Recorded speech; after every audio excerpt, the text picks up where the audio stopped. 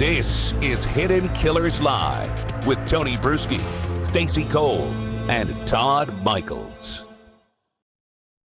I want to move now on to another case. This is another disturbing one. This is out of Wisconsin. It's the Slender Man attempted murderer. This case is disturbing on a level that goes far beyond a simple escape. What we're looking at here is the breakdown of every safeguard put in place to protect the public from a violent offender whose crime was rooted in delusion, psychosis, and a complete loss of reality. Morgan Geyser didn't just wander away from a group home. She cut off her ankle monitor, left a state-supervised placement, crossed into another state with a 42-year-old man, and was found because local police stumbled onto her behind a truck stop in Illinois, south of Chicago. And the part that's raising every alarm bell right now is how she got into that neighborhood in the first place. Because this wasn't a halfway house with secure doors. This wasn't locked psychiatric settings. This was a residential street with families and children who were never told she was living there. This is someone who stabbed a classmate 19 times under the belief that a fictional internet creature demanded it, placed quietly into a community with a sealed address and supervised nothing more than by a GPS bracelet that she removed in minutes. And they put her there because the last community that they were supposed to move her into found out about it and said, hell no. So the system said, okay, we just won't tell anybody this time. So today, with Shavaun Scott, psychotherapist and author, I want to spend some time on the psychological side of this, not just the crime, not just the escape, but the thinking behind these release decisions. What was missed? What was misunderstood?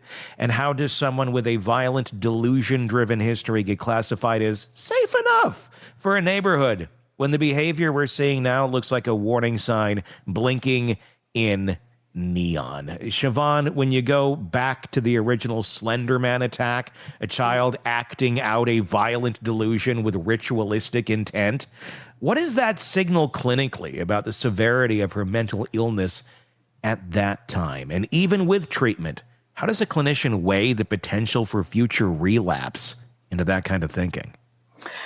Yeah, she was diagnosed with schizophrenia and childhood onset, which is unusual. Usually it develops in early adulthood, late teens, or into mid-20s. And so this is someone who is very, very impaired. She is never going to not be schizophrenic. She's never going to not be at risk. And the type of violence, the way that they lured the other girl out into the woods before attacking her, I mean, this is a horrendous case, which is why it's gotten, the amount of attention it's gotten and why it's rightfully causing us now to look at how are decisions made to put a person in a conditional release program and put them out into a group home. It's, of course, right now looks really questionable. But the interesting thing is a person like this, often when they're in an institution for the criminally insane, all variables are controlled. They're on their psych meds. Their taking of the meds is supervised. They have a lot of intensive treatment. They have a lot of therapy. They're looked at all the time. So they may be very calm and cooperative while they're in that setting. They may have learned not to share fantasies that are going to be a red flag, so you can have these manipulative psychopathic traits along with the schizophrenia. And that makes a person really dangerous. So as I understand the case, her attorney petitioned for conditional release, which people who are, not guilty by reason of insanity and put in a secure mental health facility, they have the right to do that. And they got 3 psychologists to sign off on this. And those are the people I'd like to talk to. How did you come to this decision? Yeah. Based upon the severity of this young woman's illness and the violence at such a young age. Why in the world would you do that? Now, the interesting thing to me here is I worked in a conditional release program where I was going in and interviewing people from our county in California who had committed similar kinds of crimes and lesser crimes too. But that was part of my role, was to evaluate, would I recommend this person for release? I never did. I never saw, now I didn't work there years and years. I worked there for a few years. But I was just so cautious and so conservative about it. If there had been something violent, I didn't want that to come back on my head. Well, you're the one that recommended release here. So again, there's a subjective element to it, and also the fact that she could have been quite manipulative. Are there any consequences for people? I mean, let me ask you that. You're saying you never did. Clearly, there's various degrees of mental illness, and there's going to be some where a conditional release probably would make some sort of sense, and there's going to be some that it will never make sense. Yeah. No matter how well they're presenting, no matter how well their institutional compliance is going, no matter what, there's like two categories here. Some, no matter how well they're never going to be over here. They can't. You can't turn a cat into a dog. The dog can't be a cat. Correct. It is what it is. But when you have this sort of thing happen and someone says, you know what? Yeah, you don't have to keep going up the scale of protection or just maintain where you're at. We're going to keep downgrading this. We're now the only thing preventing you from getting out into the public is a piece of plastic around your ankle, and good wishes and thoughts and prayers. Are there any consequences for the people that make those decisions, for those psychologists that signed off and said, yes, sounds like a great idea, Judge? Because at the end of the day, the judge can't be the psychologist. The psychologist can't be the judge. The judge is relying on the expertise of the doctors, of the medical community to do their fucking job and to actually give information and diagnoses and plans for treatment that make sense, that are proven, that work. Not just sign off here and say, this seems like a lovely idea. Are there consequences, or can people just make these choices and say, yeah, Judge, she'll be great. And then when she isn't, does anything ever fall back on them? Other than, damage to their reputation, probably. And if she had, let's say, gotten out and committed more violence and hurt somebody, I'm guessing they could be sued by the families or the individuals. So there's always the risk of civil consequences. And that's the only thing I can think of, is that, maybe they have to stop doing that kind of work because they're not considered reputable anymore. Is there a board that actually looks at that and says, okay, enough is enough? There's always a licensing board, and any mental health professional, MD, or, any kind of psychologist, you can always make a complaint to a licensing board. That doesn't mean that anything will happen. They would have the right to respond to the complaint. And I'm guessing that, they could rationalize, well, these were this was the checklist, and she had completed everything she was supposed to complete in treatment. She was compliant. She had insight into why, she committed the crime. She regrets doing it. She's sorry. She says she'll never do it again. I mean, they can probably say, this is why we went down the checklist and went with it. These are professionals, though. This is not me or Stacy or Todd, people who aren't trained in these areas. These are people who are making these calls and making the decision of, yes, this person, is checking these boxes. How misleading can that stability be to a professional, to an expert, to someone who's a doctor in this area, who understands this? Are they mistaking the institutional compliance for true recovery, and especially in cases where the original violence came from delusion rather than impulse? I mean, what is going on here in their minds that it's like, okay, this seems to be the right outfit? I'm not thinking they're sitting there going, let's set up Halloween 28 and Michael Myers is now her. I mean, I just don't think that that's what they're doing, but it turns out it sure seems like that's the script they're writing. It's I think, further evidence that no person can really completely know what's going on in the mind of another person. And some people may have a bias. They may have a bias for release. When somebody committed a crime at a very young age, I probably have a bias against release because I'm so invested in protection of the community. And so all I can say is people can be fooled, and they can have a pre-existing bias that influences that. People can be fooled, or are they fools? I think that's part of the question here with the people who would look at this, because again, just like you had said, it's not hard to look at this and go, she will never be well. Right. She won't. She will never be well. Can she be medicated? Sure. Can she be this? Can she be? Yes. But she will never be well on her own. And that's just the pure black and white of it. It's cruel. It's unusual to think of this any other way, to have some sort of false sense of hope or prayer that, oh, things will work out. Things will be okay. That's ignorant, and it's dangerous, and it is cruel, and it's not helping the individual that has the problem either. It goes beyond just worrying about what's going to happen in the community if they get out. It's dangerous to themselves. It just seems that, are people getting so caught up in their own minutia of bullshit, of their hopes and prayers for these people, that they don't see the writing on the wall, or just accept reality on reality's terms, that some people, the best thing for them is to be in this controlled environment. Yeah, I agree with you. Her odds for making it out in the real world in any kind of a normal setting, very, very poor to non-existent. And is it kind to set someone up for failure?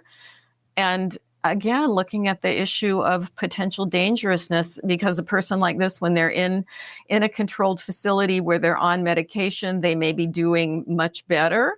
But when they get out, they're not going to have access to the medication, or they very often choose not to take the medication. Yeah. And they can deteriorate in as little as 24 hours into delusions again.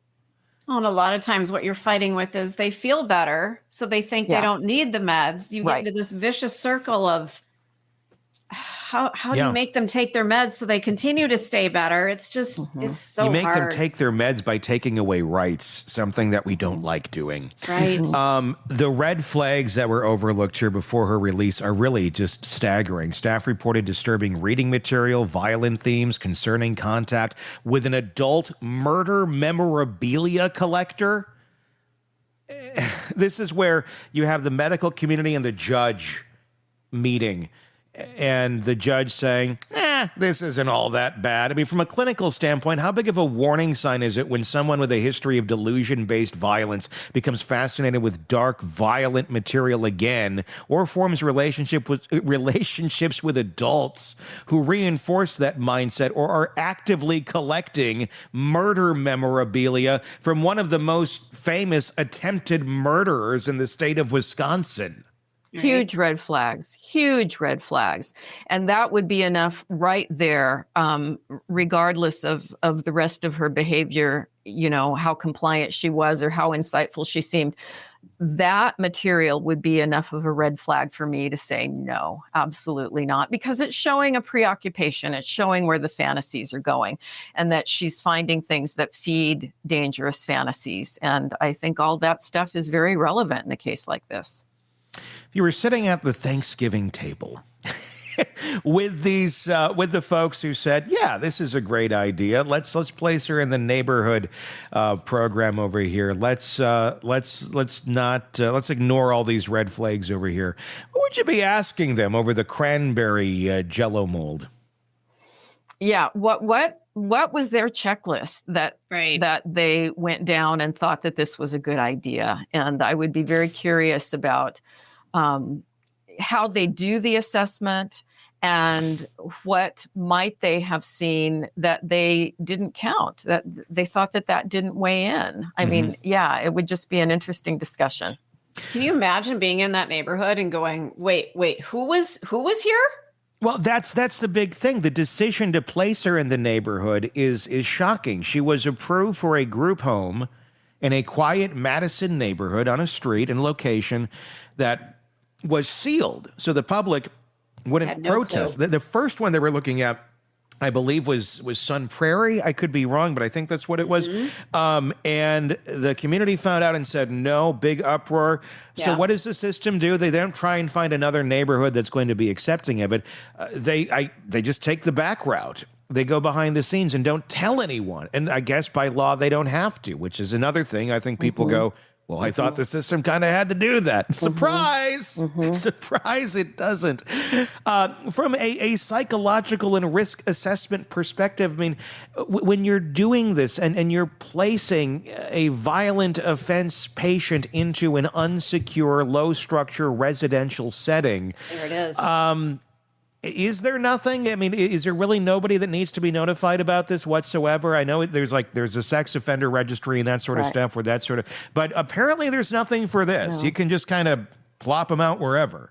Yeah, apparently there isn't. I have not heard of a situation where there's anything like the sex offender law. Is it possible that it's done differently in some locations? I can't say for sure that there's not anywhere something like that where neighbors are notified, but I've not heard about it. Let's talk about the person that she was found with, 42-year-old male.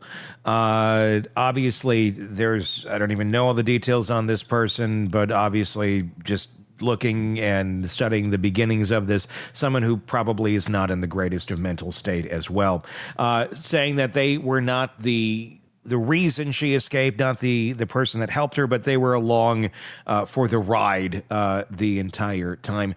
I guess the question goes to, what sort of restrictions are placed on these people when they're in this supervised 24-hour group home that you're supposed to be relegated to like 2058 or something, on their communications with the outside world? Is there just carte blanche, you do whatever you want until someone dies or you escape, or is it monitored? Is there anything that prevents them from being preyed upon? Because I would think that would be a big thing, versus meeting up with other like-minded, mentally ill individuals. And I don't know if he is or not, but obviously someone not in a healthy mindset.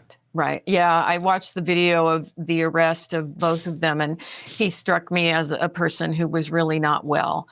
And, very bizarre appearance. And they were sleeping, on the sidewalk at the truck stop. I mean, this was not a well person. No. What kind of restrictions would depend on in a conditional release situation, the person is released with something called terms and conditions, and they have to comply with whatever. Usually it's this long list of these are the things you can do, these are the things you can't do. And, for somebody with a history of child molest, they can't be near a park, they can't communicate with children. I mean, it's got all these things. And even one violation of the terms and conditions, they go back and they're locked up again. And so what would have been in her terms and conditions, we don't know. But sometimes they're forbidden from in the home using the internet. Sometimes it's controlled where they can go. If they can, start dating again, that the therapist would have to meet with the person they're dating. I mean, it all depends. It would probably be individual to the person. So I don't really know what kind of freedom she had. When you talk about there being a checklist, okay.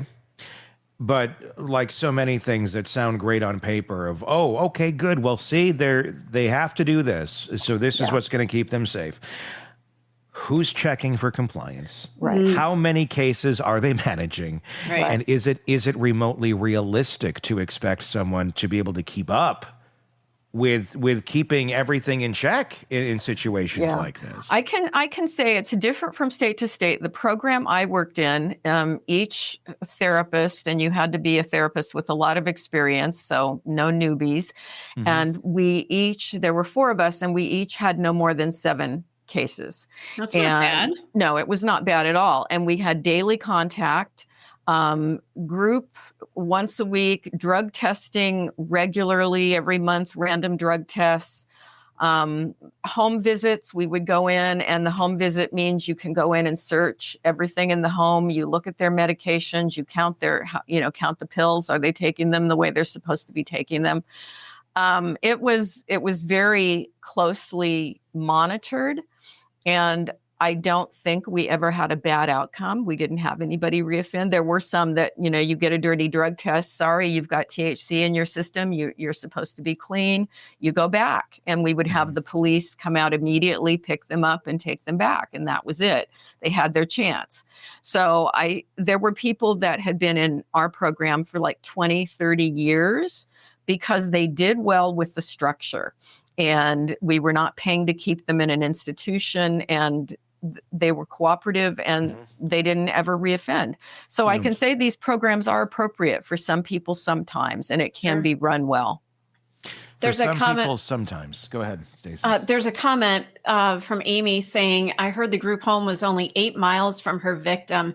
I know we've got just a little bit of time left here, but if that's the case, that seems like the system's not paying attention and doesn't give a rat's ass about the victim, because why would you put the perpetrator so close to the victim so that if there were a breach, and what happens to the victim? Say we don't know that for a fact. We don't know that for a fact, but I'm concerned about why would you put them in close proximity to a victim, even within 50 miles?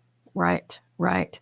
Yeah, we'd have to look at the policies of that organization there and how closely, it doesn't sound compassionate for the victim. No. Even if she was never going to reoffend again, the psychological stress on the victim, we would want to do it differently.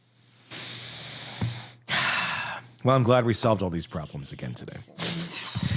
Shavaun Scott, thank you so much for being on and giving us your insight into another crazy case. Her book, Nightbird, it is available right now wherever books are sold. Highly recommended. Check it out. Stocking stuffer. Depending on the size of your stocking, you might need to kind of bend it to get in there. But whatever you need to do, it's a good one, and I do highly recommend checking it out.